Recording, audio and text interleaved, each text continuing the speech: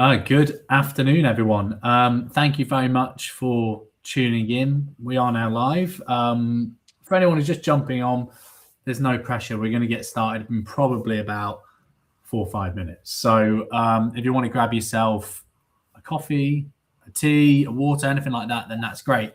I can see a couple of people are on the chat, but let us know that it is working. We're going to keep an eye on that throughout today's talk and presentation. We're looking forward a lot to running through these really exciting cases. We'll jump into introductions in a few minutes once everyone's sort of jumped on and is ready to join.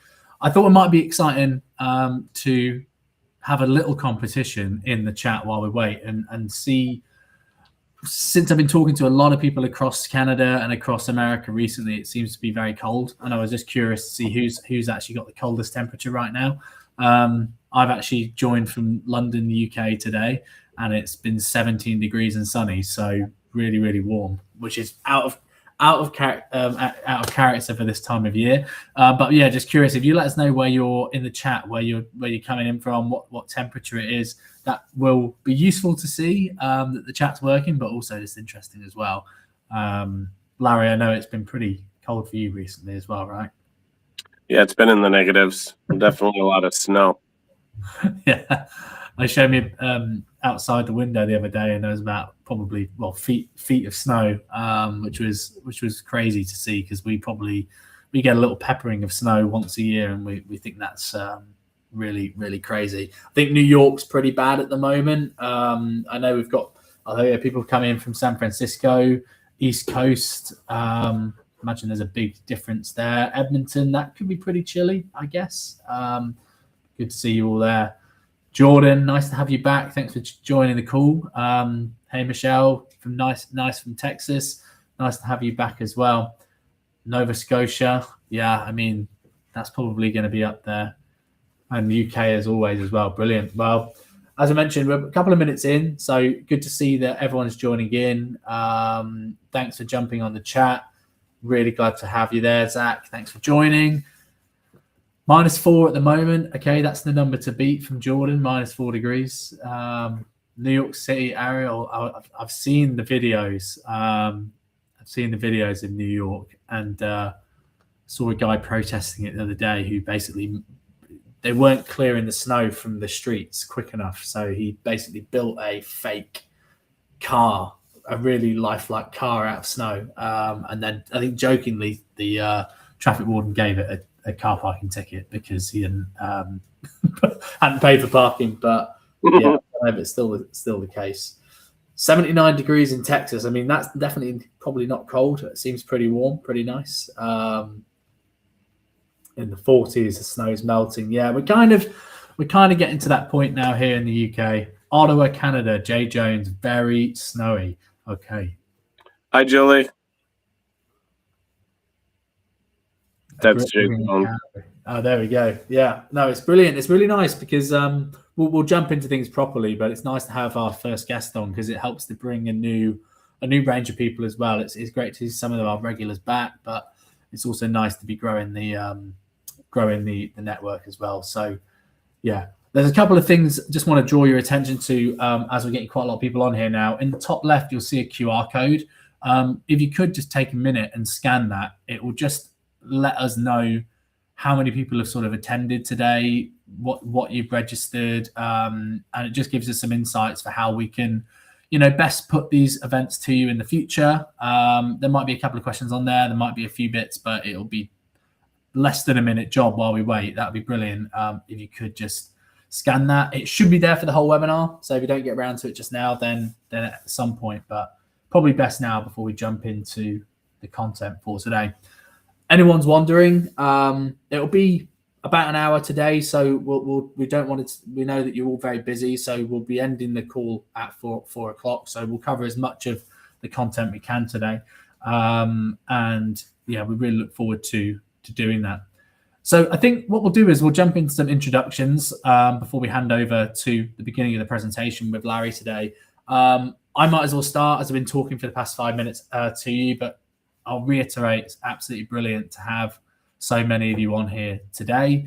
I'm Toby Langston. I am responsible for the North American region, which includes both Canada and the US. For anyone who's not aware, Altia are a software company. We sell a range of different investigative solutions, ranging from financial investigation software to OSINT software, case management tools, and much, much more. These sessions aren't about Altia. I wanted to create a community along with Dave for OSINT investigators. And we noticed that it's an amazing community, the OSINT community and the online OSINT community. I've been really impressed with how much everyone wants to share the successes that they have. They want to share the things that work. They want to share the techniques that work. And I wanted to sort of get involved with that as well. So I'm really, really thrilled to have Larry Cameron on the call today. I'll hand over to him in a minute to do some introductions. Just beforehand, I'll hand over to Dave Sampson, who some of you will remember, just to give an intro as well. Cheers, Toby. Dave Sampson, hello everyone. It's good today to have a guest who's actually going to do all the talking, so I can get a nice rest. I'm dying to hear what Larry's got to say. It's brilliant as well, because as much as you think you have a perspective on open source, it's when you do these broader, and this is Canada and this the United States, but we also do a lot of work down in Australia. You get to see actually it's all pretty much the same with a slightly different slant, but it's everybody's trying to do and achieve the same thing, but to do it in the best and most efficient way and the best evidential way. So I head up the sort of open source capability from Altia, which is great. And we've got this great platform and that we're hoping to get Larry onto in the future. And because of the great work he does, we'd like to see some of that work coming through this on that platform. And like Toby said, I'm not going to bore you about the platform. We can do that lovely world of demos of our platform anytime. This is to get the stories that motivate somebody that's key and leads in this area in the form of Larry. It's like a big build-up for you there, Larry. Thank you. Cheers, Dave. Yeah, well, Larry, we'll hand over to you to jump into your intro, and we should have some slide sharing soon. I guess that will help to push the conversation on. But yeah, Larry Cameron, thank you for joining. Thanks, guys, for having me here. Let me know when the slides are up. Yeah, they should be coming up shortly. Yeah, the slides are up, so hopefully you can see those. And yeah, maybe start with a bit of an intro to yourself, Larry, and then yeah, feel free to kick things off. And you just let me know when to move the slides for you, and I'll do my best. Perfect. Thank you, Toby. So I'm Larry Cameron. I'm Chief Cyber Officer at Paradigm Intelligence Limited. We're based out of Nova Scotia, Canada. I noticed there's some other people from Nova Scotia, Ontario, and even Edmonton on the webinar. Is that showing right now, the slide? Or is it just a black screen? Yeah, we can see the slide, yeah, but on the first one at the moment, just your details at the moment. Yeah, my LinkedIn is on the main slide. My Signal username, if anybody wants to get in touch, is Quantus, QUANTUS.96. And I do have a GoFundMe out right now. We'll show you some platforms I'm creating free for the public. But tinyurl.com, help me help Earth. Also the Chief Cyber Officer for ATB, which is the Anti-Trafficking Bureau.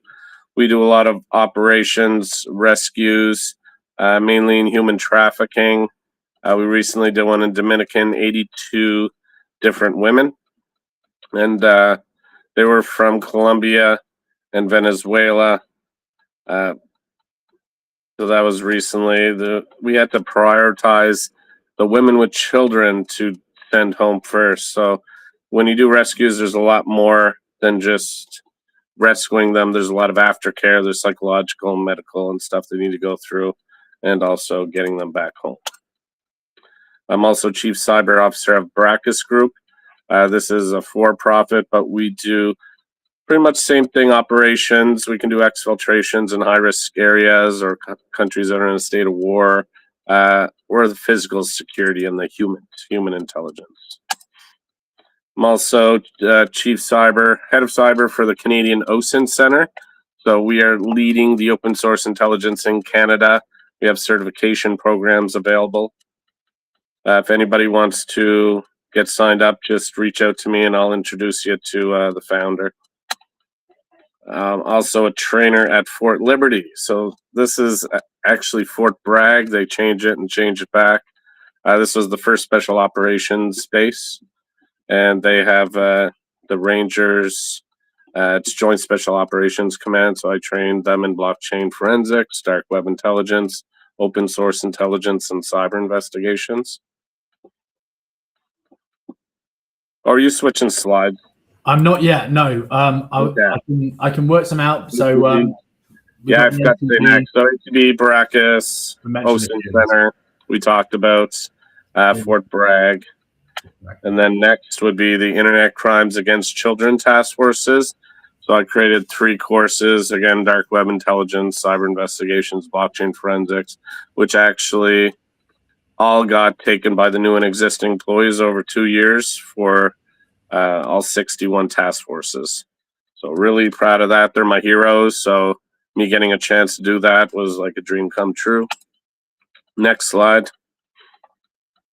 I'm also a trainer for Interpol. Now we're going to go through 2 different ones. I was a trainer for one, and I actually did different training on the other. One was open source intelligence and stuff like that, showing them how to do stuff at scale. Week at 2 came first. So I'll go into the other operation is the South Africa and Zimbabwe border situation. If anybody knows what geofencing is, I essentially draw a circle around certain areas, and what I can do is data mine for GPS coordinates, location data, it's ad tech. This data comes directly from the devices, so it's more accurate than doing a GPS ping, and you can also do historic. So I went kind of crazy, and I geofenced the entire border. The next slide. So geofencing the entire border, I was able to see all the historic data on devices that were near the border. Now, South Africa, Zimbabwe, I think that's several thousand kilometers of border. You can see this is a heat map right here. Next slide.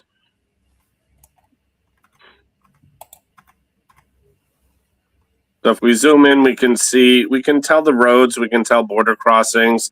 There's 3 legal border crossings there. We're going to explore the illegal ones. So next slide. Here's some items that were on both sides of the border, so Zimbabwe and South Africa. You can go on the next slide. As you can see, when you zoom in, you see how they're jumping on one side of the border and the other. This would be an illegal crossing. It seems to be very frequent. So I found this to be rather suspicious, them on both sides of the land. So we kind of did some historic on it.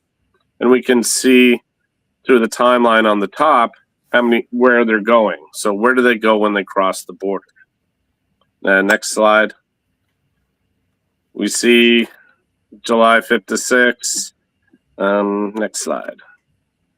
So July 5th to 6th, you can see where they're on one side of the border and they cross in the other. This is all generally in the same area. This is most likely human smuggling.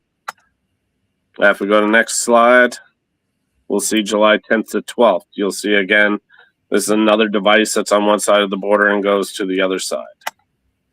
We do a 3-month analysis of that device and we can see where they're going. Generally, they only go into 2 different places, and most of their work is near the border, going back and forth. May 10th, next slide. Oh, sorry, next slide. After that, there's a 3-month. Here's May 10th. So you can see one device down at the bottom, and that they're right there. Now, this one was already on the other side of the border. We check again, they're on May 30th. So generally, we're finding them in the middle of that. That's a river there where the border is. So this is an easy crossing. We do another one. Next slide. So May 30th, we'll see where they're crossing. Next slide. We see where this is a new device, but they're on both sides of the border.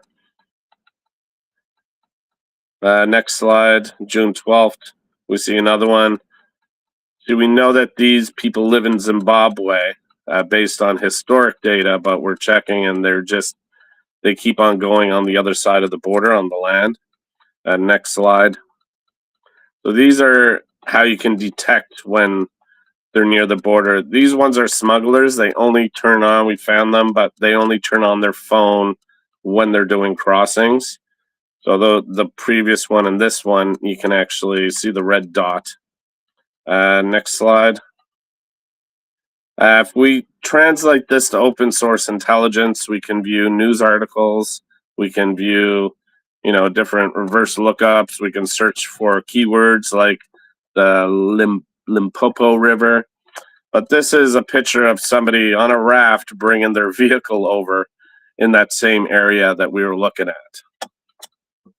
If we go to the next slide, here we can see people just crossing the river freely. That's the Limpopo River as well. So people are doing this illegal border crossing. Why are there no restrictions? Why is there no law enforcement? Why is there no border patrol? Why can they freely go back and forth in between the borders? Next slide. And the reason is food. A lot of them, I think there was 28 active conflicts or something at the time when I was looking. It was some high number, and there was tens of millions in the 20 millions displaced people because of conflict. So there's a lot of poverty, there's a lot of homelessness, there's a lot of people trying to migrate, and again, they're just looking for food. Now, I did some open source on this, and I found in this next slide, did some open source, and it says this happens in full view of the SANDF members deployed at the borderline. So now we're trying to figure out who's responsible for keeping this border protected. Next slide. And I looked up the SANDF, South African National Defense Force. They're allowing the people from Zimbabwe to go in, and it was only like 200 of their local dollars. And next slide. So I proposed some things to them that would help with their border crisis. One is surveillance. Obviously, you need surveillance at a border in order to detect if someone's illegally crossing. You can do hotspots. You can have them outside on the road or traffic lights. You can always monitor this. Facial recognition at border checkpoints. This is mainly to detect certain terrorists or migrants or other things. Next slide. Monitoring for special interest persons, terrorist watch lists, and you can have anybody with a warrant, you can program them into facial recognition to detect them. There's a lot of crime in Africa. Next slide. And we taught them how to set up perimeters and where to set up perimeters, what's most important to them. Even if they build a wall, you'll probably still have to build a fence over it. Even there, you can see some of the law enforcement and people up on the fence there. I mean, it's impossible to stop everybody, and even with vibration motion, you can detect this in unmonitored areas. RF detection, a little different from what I was doing with the geofencing. And then you have tower pings, where you can only get coordinates in real time. And again, that's only accurate to 250 meters. You can do tower dumps, and that helps you triangulate it. But the geofencing on top of the tower dumps, on top of RF detection, where they have actual devices listening for signals to trigger alerts. License plate recognition, easy way to monitor borders. Sorry, continue on. License plate recognition, found that one. Sorry, I'm just out of sync with mine. Next one, so thermal imaging through wooded forests. LiDAR is another way to, check for movement or activity. You can even run models to automatically classify animals. So it's easier to detect a person than other animals that walk on four legs, for instance. We've even seen people try to defeat it by crawling on four legs, and the way their back arches, you can actually detect if it's a person trying to do it. So next one, intrusion detection. You can actually determine when people are doing something where they shouldn't be doing. Like, let's say if they park in the middle of a parking lot, then they get out of the car, obviously that's something suspicious. Instead of driving aimlessly around a parking lot trying to find a parking space. Or if they're coming over the fence, you can detect this with intrusion detection systems. Now we're going to do a little dive into WECA 2. Now, WECA 2, there was nearly 700 victims rescued. There was 300 arrested. Right today, there's 50 million trapped in slavery, 27.6 million. Oh, sorry, next slide. So 50 million trapped in slavery. Larry, quick question just before we jump into this. Just on. Yep, let's have a round of questions. That sheer volume of data that's getting collected there. Yep. There's some quite bespoke bits of kit deployed in order to do that. So how did you get... So for video or the location data? Well, the collection of everything, really. So the mixture of the motion sensors and everything of that nature. How did you sort of get up to that scale? You've gone from... Well, this is finding their gaps and showing them how to close it. And I take it they've had that interest in the financial capability in order to invest in that infrastructure to detect this movement. Sometimes, well, like for video surveillance, some people already have the infrastructure there, but you can integrate facial recognition with that at nearly no cost. And then you can do like image and object detection, where you can, you can detect guns, you can detect other things, illicit stuff going on. At the border checkpoints, it's not that hard to put in cameras. It's not that hard. I mean, geofencing, you just need to purchase access to a data lake, and then you can do historic analysis. So it's not as expensive as you think. I'm not a defense company trying to make billions of dollars. I'm trying to protect borders. So this is why I show them low-cost ways in order to kind of correct the issues that they're currently experiencing. No, I get that. And I take it the people you were liaising with, working alongside there, they were happy and willing for this sort of enhancement of what they were doing? Oh, yeah, because they know there's a problem, and they need to know how to fix it. And adding facial recognition, you can find missing kids. We used it before to find sex offenders that were non-compliant. We programmed them into... We had 70,000 cameras. Sometimes there's low-cost ways to do stuff at scale. I like to do things at scale, but you need the right access and the right idea and the right integration. And I suppose that's where my question started from. It's that access, isn't it? It's getting that acceptance of yourself to get that access. Yeah, usually it's somewhat easy to get the access. You just need to have the right contact. Yeah. We've been putting in proof of concepts. So that way we can show them, and that way they, think it's a no-brainer, and they finally make a sale. Because it costs for people to set it up, it costs for hardware. I like integrating with existing hardware.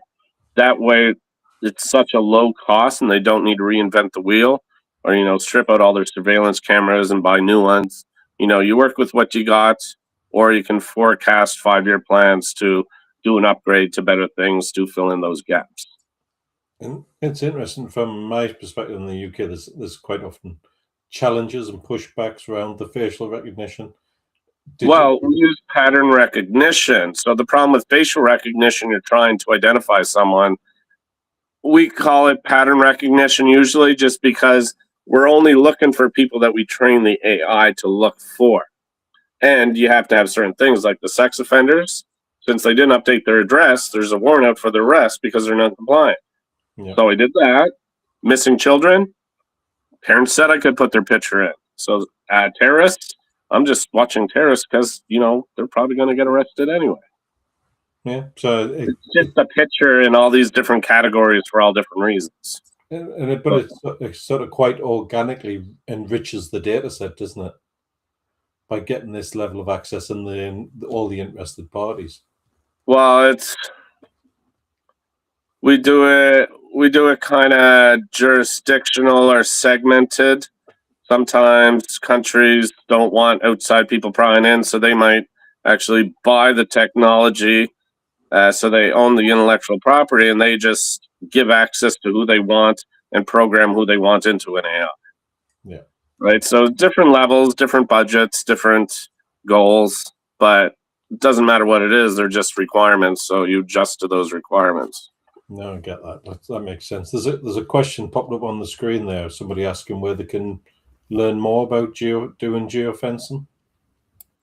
Depending if they're law enforcement, what country they're in, and certain things, they can reach out to me. I usually normally only train law enforcement on this because it's, your data mining location intelligence. So, I can get accurate to 1 meter data. I can tell where it can be misused. I don't take the jealous boyfriend investigations, for instance, because they can follow them where they work, where they eat, where they sleep at night. You can do pattern behavior analysis.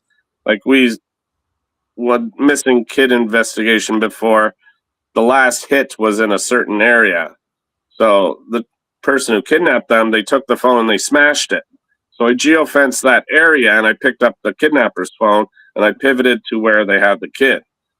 So that's how dangerous this technology is to have, out there in the public. And I suppose it brings back to what we've said. It's great, and there's lots of tools and options, but it's got to be about used in the right way. So to do that, you've got to put it in the right hands. Exactly. No, that's great. But if you have it's a 5-figure budget to just get a license. Yeah. So you need that sign-in and then that organizational capability to put that sort of expenditure into it. You could, for probably $40,000 a month, create your own system because the data is pretty crazy that you get the data lakes. And I wanted to restore some data from backup, some location data, because I needed that day. We were like a week short. And we would have had to download the data for the entire world for 1 day just to get the data from a small geofence. And I take it somebody stopped you. Talking about. Yeah, somebody stopped you from doing that, Larry, because you would have. Yeah, well, if I had a budget, they would have let me do it. But I had no budget, and they gave me a license for free. And, it would have been nice. But, it's expensive. And with no budget, sometimes you can't find the person who kidnapped that kid due to, the length of time. Yeah, brilliant. Should we jump back onto Operation Week or 2 now? So scale modern slavery, 50 million. We'll go to the next slide. The operational lineage was Operation, I think it's Turkisa. There was a lot of subjects identified. And then what happened was there was Week 1, where there was 195 arrests, 500 victims rescued. I was a trainer for, let's go to the next slide, for Week 2. Now this one I tried to teach, you need to do this at scale. You need to do link analysis. You need to uncover the networks. You can't arrest your way out of the issue, but when you do it at scale, you're going to make more of an impact. Then you can pivot out and you have a lot more evidence to go on. Next slide. So weekend means stop in Swahili. It was a 6-day tactical carried out by Interpol. Intensified the border checks and intelligence-led arrests and case progression. Next slide. 2 more. Yeah. One more.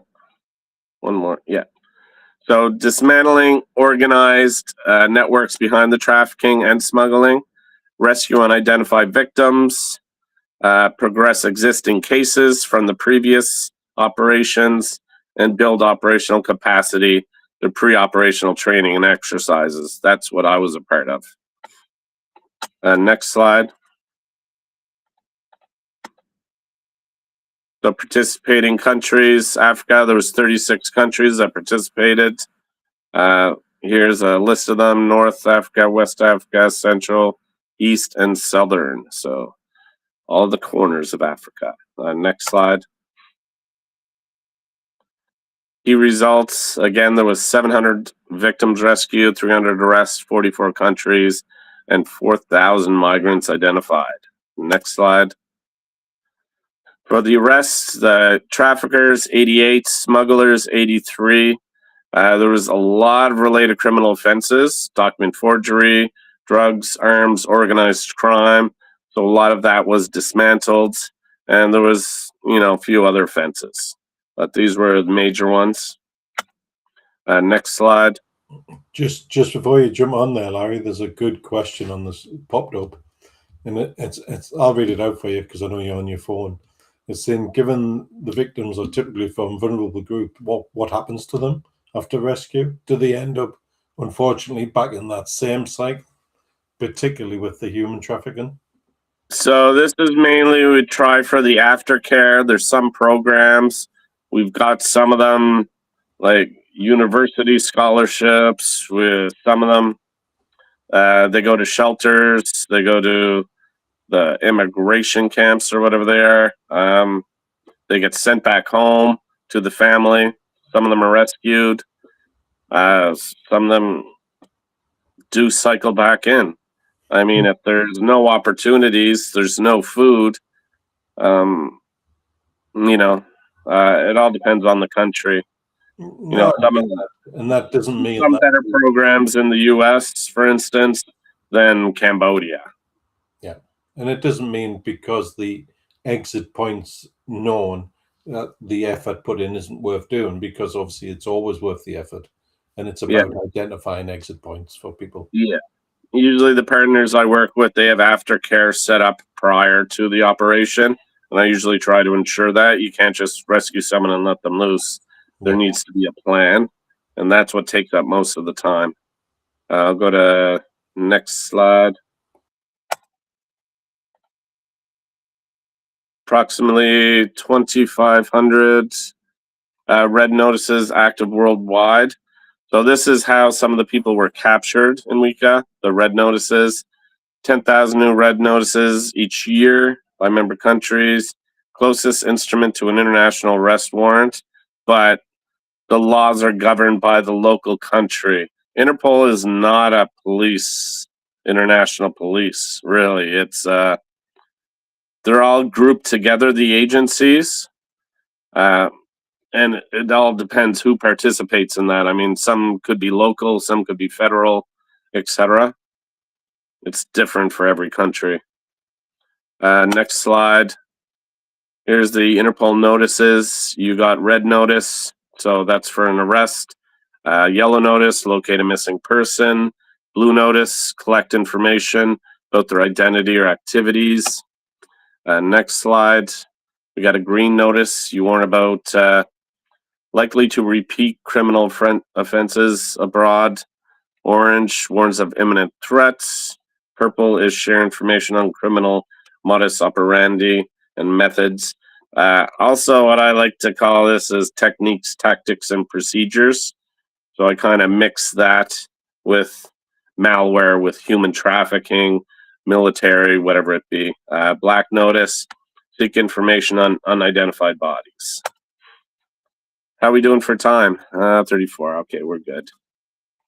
Yeah, we're all good at the moment. So the next slide.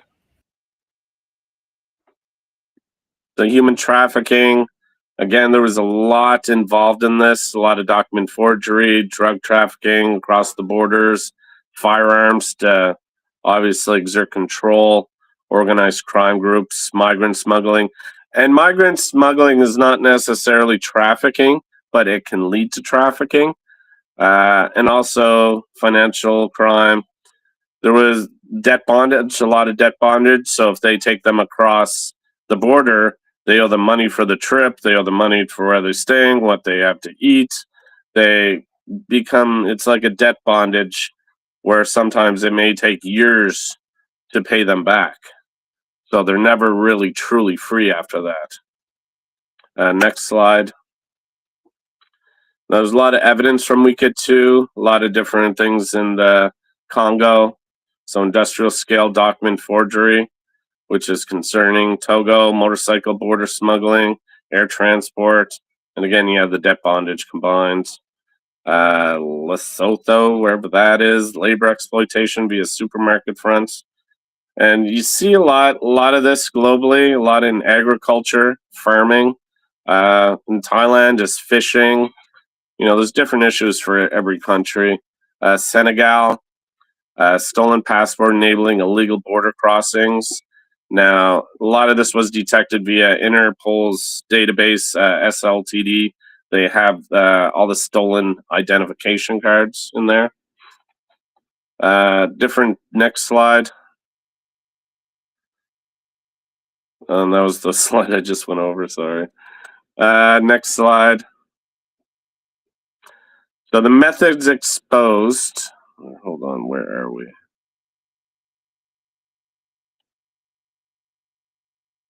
Scale. I have trafficking methods exposed on mine.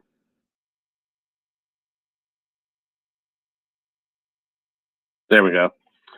So the multimodal transport, legitimate business fronts. So they had travel agencies, supermarkets, recruitment firms.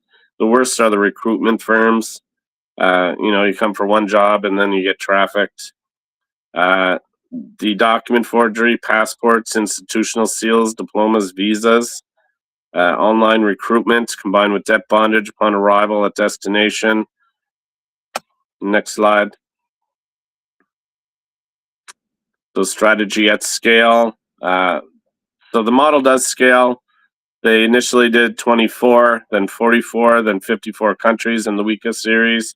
Train the trainer. Creates a sustainable multiplier effect for capacity building. I love training the trainers. Online recruitment is the new frontier, so there's a lot of risk in that lately, especially kids getting kidnapped, sextortion. Victim-centered approach must be built into planning from the start, and that's what I talk about aftercare. It's necessary in order for me to actually be involved in an operation. Next slide. Strategy. So it continues scaling country participation. So we need more than 54 nations. We need almost 200. Integrate the financial intelligence, blockchain forensics. We noticed some of the smugglers were operating with cryptocurrency. Launch public awareness campaigns about online recruitment scams. Even in Philippines, for the next webinar we do, I'm going to show you where they have the fake documents. Customs was actually preventing them from leaving the Philippines because they knew they were going to get trafficked. They're so convinced, oh, I'm going to make all this money. When no, that was just a fraudulent ad. So deepen all the Interpol, Afripol partnerships, regional operational ownership. So we need to have all these regions cooperate in order to scale the rescues. Next slide. And that's all for WECA 2. And do we have any questions on WECA 2 before we move on to the FBI Top 10, Michael Pratt? Yeah, thanks, Larry. Yeah, we've got a few that came in, some comments, some questions. But obviously, if anyone does have any questions right now, then ask them in the chat. We'll do our best to answer them all now. If not, we can always get back to you. But yeah, there's one on the screen, Larry. I'm sure you can't read it. I can read it out. It's from Kim. Many cycle back into 7 rescues, given the programs and where they come from, and conditions being trafficked sometimes is better from where they came from. Yeah. Yeah, some people, when we rescued in Dominican, they stayed there because they had nothing back home. Yeah. it's up to aftercare. We usually make sure that they're stable. So they need to be stable, or they at least have so long before they need to start making plans. There's another question. Why are supermarkets one of the business fronts? It's just because there's a lot of labor. Anything with construction, agriculture, supermarkets, restaurants, resorts, hotels, people that are not really seen. They're like the workers, they're not usually, they don't have many opportunities. They work under the table. They don't have a contract. Yeah. It's interesting because I think the end to that was it seems unusual, but I think that's part of it potentially, as you're saying there, Larry. The unusual areas can sometimes be the best places for that. We have another question as well, just around were there any body parts trafficking uncovered? I'm not in this one, but I do have a map of Africa I took from deceased migrants where their bodies were found. I can share that if you want to reach out to me on Signal. Again, that's Qantas.96. I'll dig up that map and you can kind of see the migrant paths and where all the bodies were found deceased. And if you click on the marker, you can see all the data associated with it. It's just a Google My Map, but these maps give you a lot of insights. Yeah. Especially when they're pinned on dead bodies. Real quick, Larry. There was a question from earlier, and I'm probably paraphrasing it, but it was someone in the chat sort of expressing surprise that a lot of the sort of images that were taken, a lot of the geofencing and all the sort of evidence was kind of daytime, and the movements were in the daytime. Is that unusual, or is that also just quite standard, or can it be a mix? Well, those maps are going to be daytime-ish the entire 24 hours, just because we're just pulling a map and we're overlaying data on it, so it's not visually daytime, nighttime. Gotcha. But you can actually see the time lines in some of them, and it's all over the place. Gotcha. Yeah, well, should we carry on? We're moving on to separate case. So yeah, I can move our slides on for you. Yep. So this is me at the FBI office. This was a different thing. I was just training them on, again, dark web intelligence, blockchain forensics, open source intelligence, and cyber investigations. I just like throwing that in there because it was nice to be at their office. This was the only place we could take the picture. It was outside of in reception. So this was the only picture that was allowed to be taken in the office. Next slide. So if anybody wants to check this out, I made a little thing on Michael Pratt at tinyurl.com/FBI top 10 Pratt. So I'll give you a second to take a picture of that. Now you have to zoom out a little bit. The platform's a little wide with the menus on the left and dashboard on the right, but I'm going to fix that. But I just made this the other day for the presentation. Next slide. So Michael James Pratt, he was the founder of Girls Do Porn. He was on the FBI 10 Most Wanted list. He was sentenced 27 years, made $17 million in revenue. There were hundreds of victims, and there was 7 people that got prosecuted. Go to the next slide.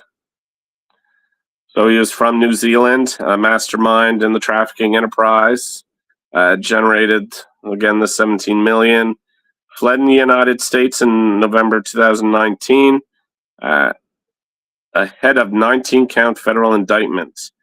So added to the FBI's 10 Most Wanted, captured in Madrid, extradited to U.S., pleaded guilty, sentenced, and at least 15 victims have died, many by suicide as a direct result of this conspiracy. Next slide. Subject identification, here's information on him. It's just personal information. We'll continue through to the next slide. Criminal status. So he was number 529 of the FBI most wanted. Now, what I'm going to do, I'm going to create profiles for each one of these that I can find data on, so that it's probably like a good training material on past cases, what worked, what didn't. The disposition summary, again, FBI number 529, arrested, got the sentencing date, case numbers, and the significance of this case, it was the longest sentence of all of the co-conspirators for Michael Pratt. Next slide. So the organizational structure, he had multiple businesses. Girls do porn, girls do toys. He was active from 2012 to 2019, and it was adult content production. Now, he had various business operations. Now, you'll notice here casting on the right-hand side, another recruitment one. And again, these are how they get the victims. Sometimes these are separate entities, but he owned the entire criminal enterprise. Next slide. Financial model. Victims, they get paid $2,000 to $5,000. There was $33.7 million in civil judgments, and he was earning money for 7 years. So he got quite a bit of money. He would upload the videos to certain content providers. He would make money off that. Yeah, girls do porn. He was making subscription from all the people. He was also selling bulk dumps of the victims. Next slide. I was responsible for the blockchain forensics. And you'll see here in the top left, there are about 393 addresses from the proceeds of the money. I noticed 3 of them here. Now, I'm just pointing this out because this one is ways to obfuscate the flow of the funds, to wash the funds. This was a chip mixer. So we were able to determine, based on this, what chip mixer or what mixer, washer, tumbler it was associated with, based on a Bitcoin talk thread. Hold on, go to the next slide. What's that say? Pilot. Okay, sorry. Next slide. Previous slide, actually. Yeah, no worries. What's that? There you go. This one? That one, yeah, I think mine's in a different order. Okay, here's the blockchain forensics. We were able to find out it was linked to Chip Mixer. That was 3 of those wallets out of 397. Go to the next slide. Now, the reason behind all this, you want to perform de-anonymization, not just of the person whose funds we're tracing, but also the other entities that are enabling this illicit activity. Next slide. Here is some of the dark websites I found for Chip Mixer. I also found an email for chipmixer@protonmail.com. I was able to find that email associated with multiple other chip mixer sites. Now, if we skip to the next slide, we will notice one of the sites, I got a screenshot of it, but if you look on the right-hand side, I was able to do a link analysis. So this allowed me to uncover a lot of the other sites that were linked to the chip mixer network. There was a JavaScript file, app.js, that was on those, but it was also on the chip mixer sites. And if you look at the email, it's linked to 6 of those chip mixer sites. And even if you look at the favorite icon, so favorite icon is a little icon in the top left of the sidebar, or right of the little tab on the top, you'll see an icon. Google will have one.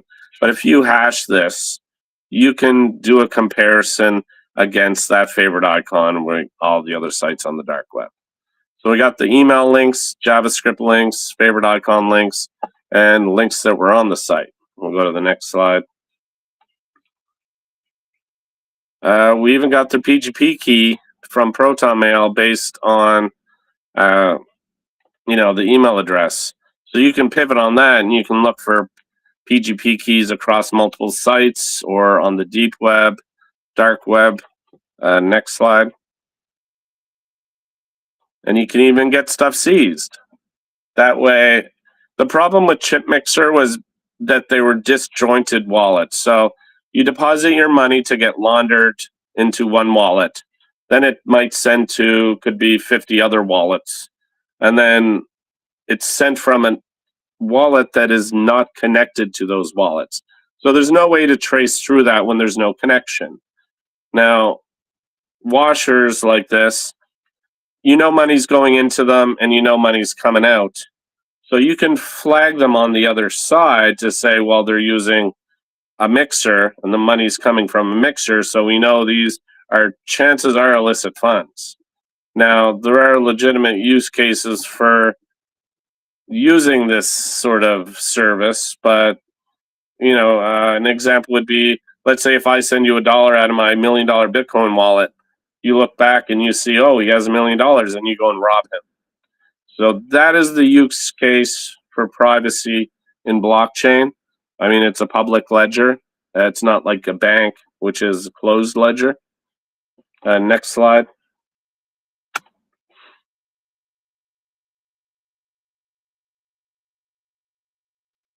One, two. There, okay, so the modus operandi, I mentioned that earlier. Phase one was recruitment. He posted false internet ads, targeted young women 18 to 21. Ads specifically sought cute girls for legitimate modeling opportunities. Now, these were just modeling. They had nothing to do with what he put them through. Utilized Craigslist, modeling websites, social media platforms, and even had his own company that did a lot of the recruitments. So the reference girls social engineering scheme paid other young women to act as fake references to reassure potential victims. References falsely claimed to have appeared in videos that were never posted online. So 5-7 women, they never filmed at all. Scheme designed to overcome victim skepticism and build false trust. So these videos were initially supposed to be for a private collection, but they were, uploaded to Pornhub, they were distributed, they were mirrored, they were sold in packs. Next slide. False promises. Promised videos would not be posted. They claimed videos were only private collectors. Stated content would only be distributed to foreign countries. There was a lot of false promises made, and this is probably why a lot of them committed suicide. But the reality, they were always intended for immediate distribution. Posted on Pornhub, millions of views, full videos available for paying subscriptions, and the real names and identities were exposed on porn WikiLeaks and social media. They were also sent to their parents and their family. I identified the schools. Next slide. This is phase 2 contract manipulation.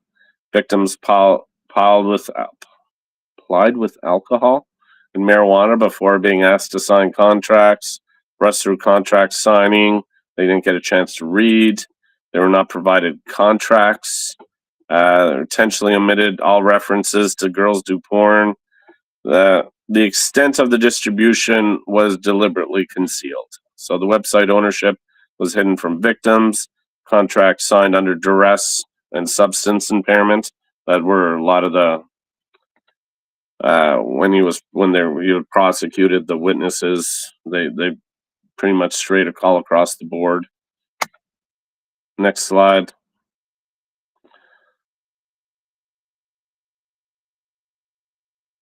Phase 3, coercion and control. Now, human trafficking, there must be force, fraud, or coercion in this. Basically, control or abuse of power. He flew the victims there. Shoots conducted in controlled hotel rooms short-term rentals. They lasted many hours, despite promises of being brief. Some victims were held there unwillingly until filming completed, isolated, and fully dependent on perpetrators for transportation. Personally manned the cameras, recruited women, and transported victims. So he had them in their control at all time. The threats threatened to sue them, cancel return flights, post videos online, payments reduced on withheld entirely as punishment, cut off from communication with outside contacts. So the power imbalance is systematically exploited. So they went there for modeling, and a lot of other stuff happened to them, and they were, under threats, force, fraud. Next slide.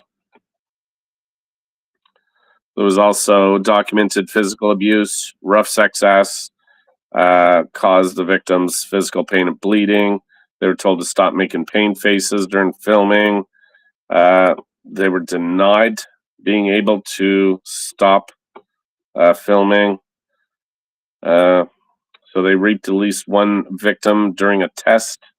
Victims experienced physical injuries. Acts exceeded what was described or agreed upon. So you should be able to say no. You should be able to stop. You should be in complete control. So immediate upload. Did I just do this one? Phase 4. So post-production. So they immediately uploaded. Teaser clips were posted on Pornhub. Real names and schools posted. Links to the videos sent en masse to victims' family members, friends, and co-workers. So content mirrored and re-uploaded to countless websites. Victims continued generating revenue even after he got prosecuted. Permanent digital footprint. It's virtually impossible to get all this stuff down from the internet. Actions directly attributed to the conspirators, not incidental exposure. So, next slide.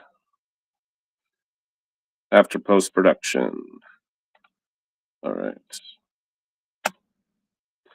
So, federal indictment, 15 counts of sex trafficking, conspiracy to commit sex trafficking by force, fraud, or coercion, production of child pornography.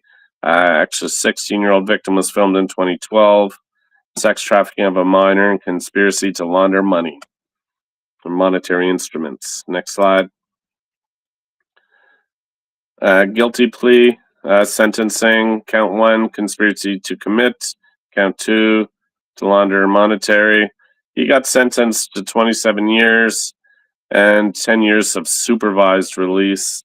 Even if he's released, he's going to cause a problem again, guaranteed. He's one of the type of repeat offenders. Longest sentence of all the co-conspirators. Judge varied upward from guidelines. So normally they do a little below guidelines, but his was more. Some of the comments. I've been doing this a very long time, and I've never had a case like this before of this magnitude. The sheer scope and magnitude of this offense causes this court to vary upward. Next slide.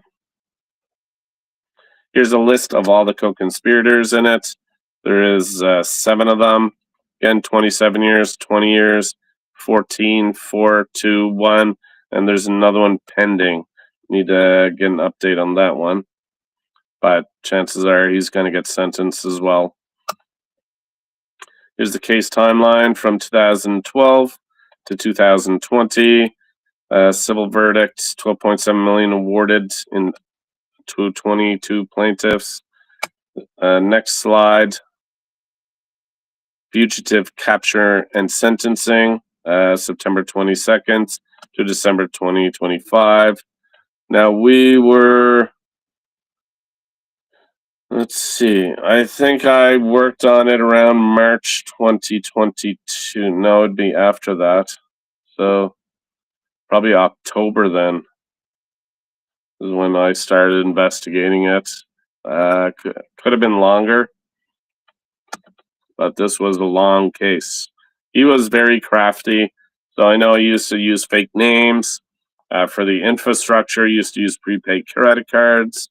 There was a lot of stuff that made it very difficult. His use of the chip mixers, the washer for the cryptocurrency. A lot of obfuscation of the flow of funds and who he is. Next slide is the victim impact, psychological harm, 15 known victim deaths, 40 testified, and there was hundreds of victims. Not all of them were actually found or responded. Next slide. Victim impact, social and professional destruction. This ruined their lives.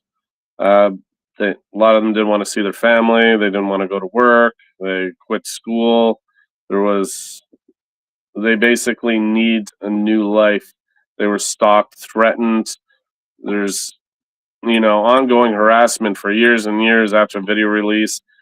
Damaged and destroyed personal relationships, disowned by family members.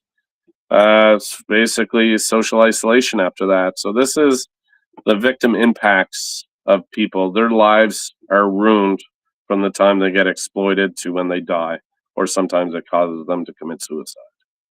The professional educational harm, lost jobs, evicted, forced to drop out of school, career disruption, permanent digital footprint, 120 women pursued civil litigation seeking justice. So that's quite a bit that came forward, but there were several hundred more victims. Next slide. Here's some of the comments. The life I was meant to have died in that hotel room. I am not your victim. I am your reckoning. I'm the girl who took you down. In the most extreme cases that was ever witnessed in their entire career. Next slide. And here's a little chart breakdown of the sentencing. We'll go to next slide. Civil judgments. So they did have additional judgments. So 33.7 million to victims. Again, there should be a lot more. We'll go to next slide. Fugitive operations, international capture. Here's where it was captured. We'll go to next slide. Speed through this. Law enforcement collaboration, Interpol, Spanish National Police, Ministry of Justice, different officials in Portugal. There was a lot of collaboration during this, and there should be more with every operation that's performed. Next slide. So here's the financial, geographic, and operational, the key intelligence indicators. I mean, these are TTPs that are used for the operational, the different schemes, the online recruitment, targeting age, identity, concealment. Next slide. Evidence summary. Again, there's hundreds of videos, 40 plus statements, thousands of communications, all the financial records. This is how a lot of it was uncovered, was because of the hosting and stuff and getting subpoenas and the domains and finding the credit cards and then kind of tracking them through and pivoting and finding it based on fake names and prepaid credit cards. Next slide. Bunch of sources and references to some of this data. Case closed. Continue on. Next slide. Now, if anybody wants to reach out to me, here's my email. You can also feel free to add me to LinkedIn. I do have to go and clean up some of my users. I'm capped at 30,000, so I have to delete some Russians and people from China in order to add you guys. Signal username, I'm always available. And if you want to donate to the cause, again, all these that I mentioned to you were pro bono cases. Michael Pratt training the FBI separately, training Interpol in those two operations, which I've trained in multiple more, but they were all pro bono. I didn't get paid a cent, so help me help Earth. I made that up. I'd like to thank Toby and Dave for having me too. And any questions, let me know. I'm going to take a look at the chat now. Yeah, absolutely. Larry, thanks so much for running us through all of that. I mean, it's incredibly interesting to hear directly from you. I know we've had loads of engagement as well, and some people to follow up with. Anyone, like Larry says, who wants to get in touch, there's his email. You can add him on Signal, you can donate to the cause, and you can add him on LinkedIn. He delivers training, does lots of services as well. So I'm sure he'd be happy to field any questions that you've got and point you in the right direction, or even help support your team, your organization, if you're ever looking for anything like that. Similarly, there should be another code on the screen shortly. We run a pilot scheme at the moment for OSINT tools. So if anyone's interested in free access to an OSINT tool, scan that code. You literally got 20 seconds to do that. I'm on my phone. It's a load of free tools. Larry, we'll get it to you. But yeah, please do that today. We're only giving access out to people on these webinars at the moment. So yeah, grab it while it's hot. There'll be loads of tools on there. If you're looking for geofencing, you're looking for data pools, you're looking for anything along the lines, then that's the one for you. But appreciate everyone joining today. The next webinar will be part 2. So Larry is very kindly coming back, and we're going to look at another case, a really big pig butchering case across Myanmar. The date for that is the 1st of April, and we will follow up with the registration link for that very soon. Any other questions, let us know. We're going to close the page down in about 15 seconds. So if you want access to the tools, if you haven't yet registered to show your attendance for the webinar, please do that now. And Dave, any final remarks from yourself? No, brilliant. Sadly, ran out of time to ask Larry all the questions, but we'll catch him next time. Make sure we get a good Q&A. That's it. Thank you very much, everyone, for joining.